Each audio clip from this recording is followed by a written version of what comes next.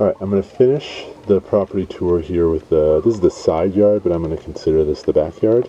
So we have a bunch of red ginger, and then a whole bunch of edible stuff, fruit trees. So this is a banana, dwarf Cavendish, followed by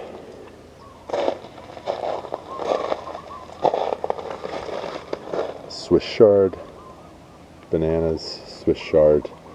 There is more bananas. All the bananas are flowering right now. And on the end cap over there are a couple of papayas. And one of the common themes with this backyard is to put as much as possible in, but also try to keep it compact and nice. So one of the experiments that I will show much more over time is a Macadamia Nut Tree. It's a seedling grown from seed, and I'm going to attempt to prune this as a Espalier to just, that's the property line right there, so to just fit within this band, this probably 4-foot band. Over on this side here is the nursery area. And this is where all the fruit trees, palms, everything grown from seed, anything that's sort of recuperating, or vegetable seeds or anything, all of that goes here. It's worked out pretty well. It's got some pretty nice sun exposure, but also some good shady areas as needed. And then into the backyard proper. The sun is just coming out, but basically the same theme that I talked about with this sidewall. I'm trying to put as much plants, as many plants, as much food as I can get back here, but also keep it compact.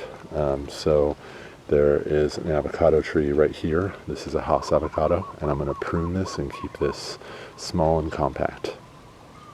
Beyond that, in this bed we've got alocasias, and then this is a purple fig, LSU purple fig. I'm going to keep this small and compact. I've already been pruning the heck out of it. And then we've got all of the orchids, so tons and tons of orchids. This is basically a shade house full of orchids crammed onto these walls. And so that's probably a video in and of itself, just kind of showing an orchid update. One of the only areas of the yard that really needs, that hasn't been done quite yet, is this. There's a big empty space. I've got quite a few ideas. It's just a matter of deciding on which one. And then coming back through, more common themes. Got things like, this is a philodendron, and another philodendron, so ornamentals, and then a tomato growing in there. And then right next to the tomato is Swiss chard, and right next to that is Alocasia. So edibles and ornamentals enjoying life together. This area is a bit hard to see in this light, but this is an Espaliered Fig Trellis. So there's 3 figs in here. And I'm going to do some videos on this at some point. I've taken quite a lot of footage. I've been working on this for about a year and a half. But this is a Texas everbearing fig, a white cadota, and on the end a celeste. So this is sort of a really fun thing that I wanted to do for years.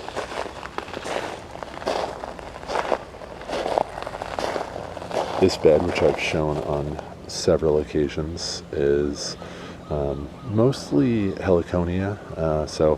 Well, I guess that's not true. There's a heliconia stricta right here. There's 2 of them. They got transplanted pretty roughly a couple months ago, and they're finally just bouncing back. They're not flowering at the moment.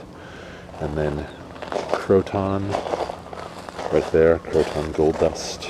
This is another costus. And then sweet potato in here, which we've been harvesting and eating. I'm actually starting to pull it out a bit to let the other plants do their thing. Another heliconia. And then another fig. This is black mission fig. So I've been pruning this guy pretty heavily. I want him to have more of a kind of a tree shape. So kind of getting there. Hasn't fruited yet. The rest of the figs have. This one has not. And then all the way back around to the staircase down to the lower yard. And then along the front of the side yard, I guess, this is a row of hibiscus. And I do want to show this. So this is a row of hibiscus, and what I've done is I've sort of done an espalier with it, and I'm working on that. I've made a very thin band of hibiscus. I pruned it really heavily last weekend, so it looks pretty thin, but in 2 weeks it'll be really dense again. But in the front of that, what I've done is I've created this margin, and in this margin there is kale growing, and we harvest from this pretty much every day. It's gotten so much food off of this. So I think it just shows you that even if you have a suburban yard where you have things like hibiscus growing or whatever you have in your area, you actually can grow good food in among that, and it looks good and provides solid food, saves you money. And then along the front here, the beloved Alocasia bed. So this is Alocasia Gagiana, which has really taken off since it went in there, and I've made many divisions. A couple of other alocasias, and then finally the taro bed.